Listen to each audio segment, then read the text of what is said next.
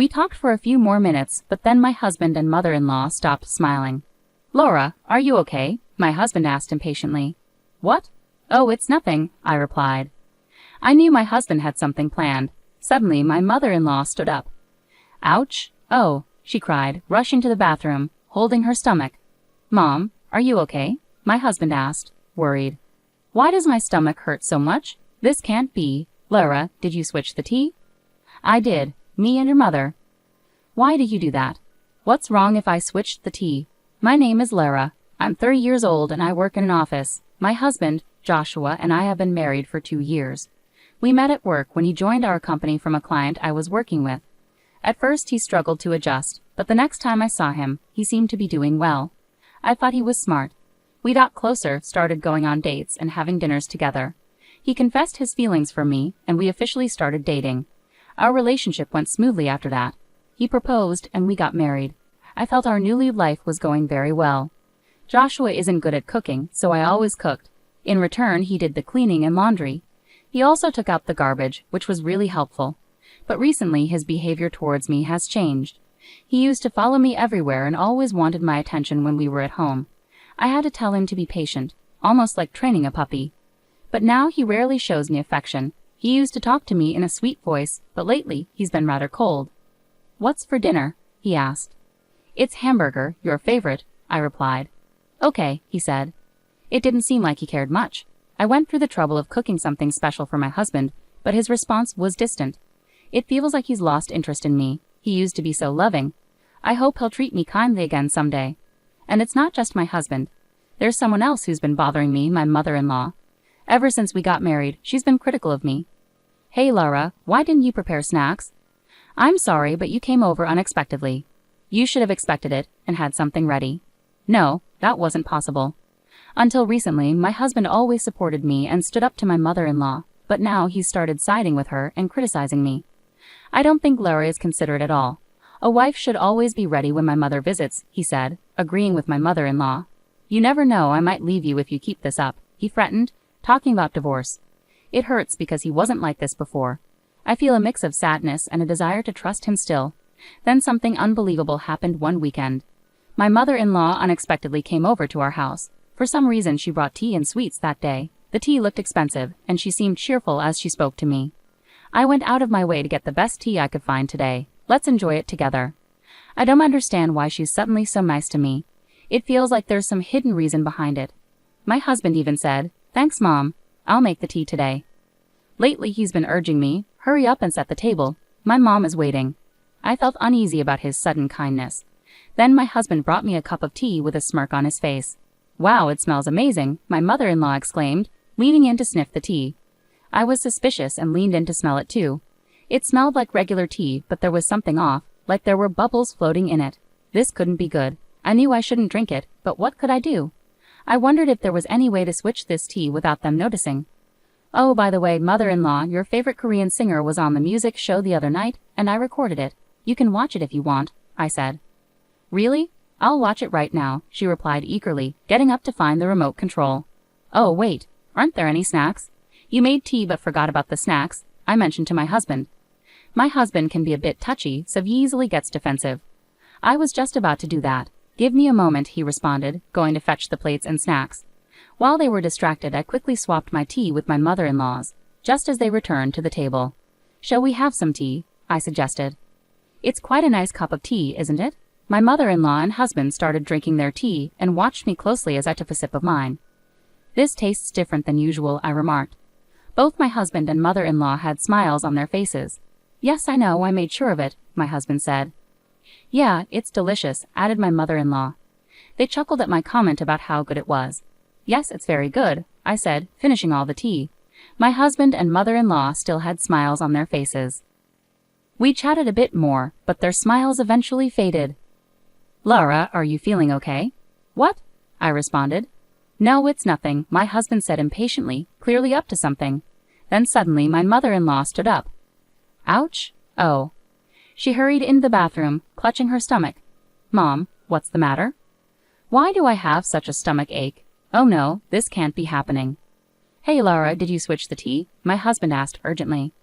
"I swapped mine with your mother's," I admitted. What? Why would you do that? What's wrong with swapping? Does that mean there was something wrong with the first tea you gave me? No, it's just that. Tell me the truth, or you won't be able to handle the consequences, and your mother will be in danger, I insisted. Reluctantly, he admitted, I actually put a large amount of powdered laxative in your tea. Wow, no wonder she got a stomachache. Large doses of that stuff can be really dangerous. Seriously? Call an ambulance, he said quickly. Okay. That's how my mother-in-law ended up being taken away in an ambulance. My husband was visibly upset and hurried to go with her. Meanwhile, I decided to pour the tea he tampered with into a water bottle to keep as evidence. I'm taking this to the police to file a report. While my husband and mother-in-law were at the hospital, I made the decision to pack up my things. I called my parents and asked them to help me move out. When I arrived at their house, my husband called. My mom's in bad shape. She'll be in the hospital for a few days. Can you bring her some clothes and things she needs? He asked urgently. What? No, I can't do that, I replied firmly. You have to. She's in trouble, and you're my wife. Please, he insisted. I can't do this anymore. I'm filing for divorce, I said decisively. Divorce? I exclaimed. When I mentioned the word, there was a moment of silence from my husband. I understand. If that's what you want, then fine. But since you're the one asking for divorce, you don't get any share of our property, he replied coldly. What are you saying? You're the reason for this divorce, so I deserve my fair share, I retorted. Don't be absurd. I'm not giving you anything. This divorce is your decision, not mine, he argued. I'm appalled. You're the one who tried to make me drink that tea with laxatives. How can you deny your responsibility? Besides, I have strong evidence against you, so you will face consequences, I said firmly. But before I could elaborate, he hung up on me. I realized I had a lot to do, like finding a lawyer, so I let it go for the moment. Later, my husband asked me why my belongings were missing from the house. He blamed me for the house being in disarray because I wasn't doing my chores. I received many unreasonable and selfish messages.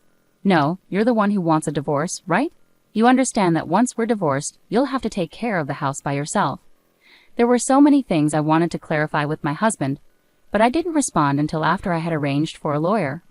Once my mother-in-law was discharged from the hospital, my husband and in-laws visited my parents' house, clearly upset. Divorce isn't the solution, but I'll go along with it. You didn't even bother to visit my mom in the hospital after what happened. You just left our house with your stuff. How can I stay married to someone like you? My husband said arrogantly.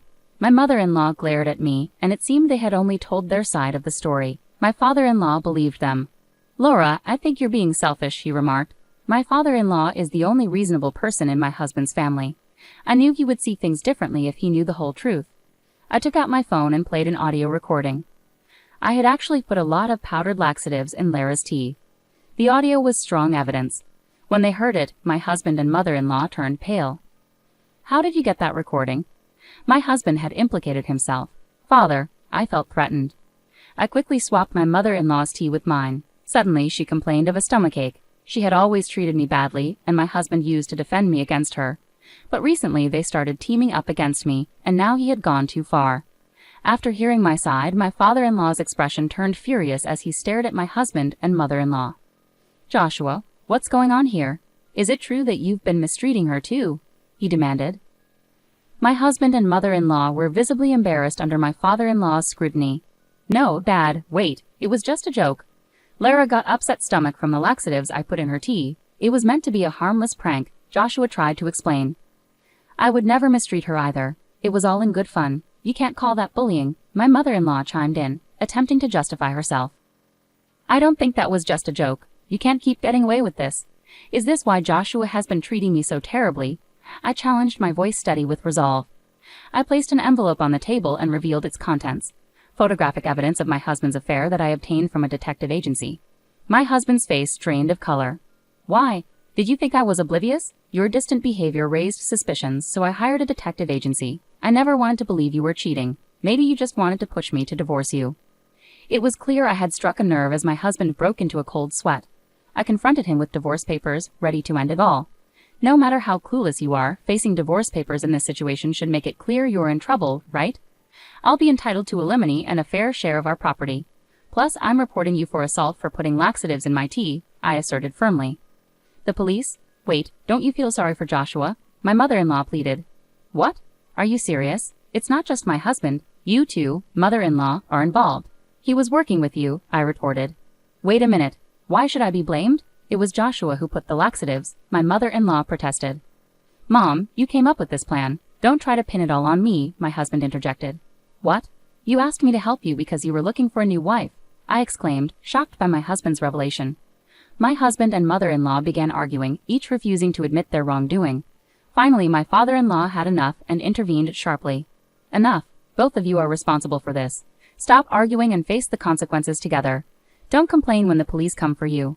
Joshua, you need to take responsibility for your affair. Pay Lara the alimony she deserves and give her your share of the property. My husband and mother-in-law were visibly shaken by my father-in-law's stern words. I was relieved he intervened, as my own father was on the verge of losing his temper too. I'll handle the legal aspects through lawyers, I declared, urging my husband to sign the divorce papers promptly. After much reluctance, my husband finally signed the divorce papers under pressure from my father-in-law. I apologize sincerely for the trouble caused by my foolish son and my wife. I'm truly sorry, my father-in-law said to us, then escorted my husband and mother-in-law home. Following that, I pursued alimony claims against my ex-husband and his affair partner through my lawyer. I received $30,000 from each of them. Subsequently, I filed a police report against my ex-husband and ex-mother-in-law for assault. I provided the audio evidence of my husband planting laxatives and the tea from the incident, leading to their arrest. They were both fined as a result. As a result, my ex-mother-in-law found herself in a situation where she had to work and pay the fine on her own, after my ex-father-in-law left her and filed for divorce. Struggling with the fallout, she couldn't even rely on her own son due to their mutual betrayal. Currently, she's working part-time for a modest salary to meet her obligations. Meanwhile, my ex-husband faced repercussions from his affair partner, who was furious that he had misled her about their future together.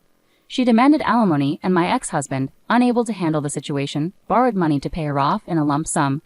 This sudden payment caused the affair partner to disappear from his life entirely. In short, my ex-husband found himself abandoned by both me and his affair partner, burdened with significant debt. It's a situation he brought upon himself and truly deserves. On the bright side, I achieved what I wanted, securing my share of the property, which brings me relief. I'm currently living independently in an apartment and working hard. Recently, I even received a promotion at work. I'm considering taking a trip with friends or my parents to celebrate this new chapter in my life. Intentionally putting laxatives in someone's tea is a serious crime, not a joke. Both my ex-husband and ex-mother-in-law should face the consequences for their actions. I'm grateful that my father-in-law was understanding and supportive throughout the ordeal. Despite this disaster, I'm optimistic that I'll find a wonderful person in the future who respects and cares for me.